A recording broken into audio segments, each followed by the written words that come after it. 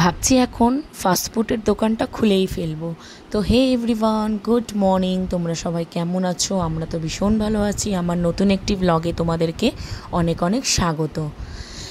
যত দিন যাচ্ছে ছেলের আবদার দেখি বেড়েই যাচ্ছে। টিফিনে মা আজকে এটা করে দাও, কালকে ওটা করে দাও, মানে বার্গার, স্যান্ডউইচ, পিৎজা। আজকে আবার তো নতুন একটা আইটেম আমাকে বললো, মা আমাকে এগ রোল বানিয়ে দাও।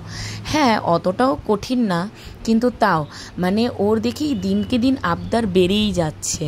তো তাই ভাবছি একটা ফাস্টফুডের দোকান খুলে ফেলবো। তো যাই হোক, জোকসাপাট, ছেলে আবদার করেছে, মা হওয়ার সত্ত্বেও সব তো বানিয়ে দিতে হবে। সব মাদেরই তাই না? সন্তানরা যা আবদার করে তা তো বানিয়ে দিতেই হবে, যতই কষ্ট হোক, যতই শরীর খারাপ থাক।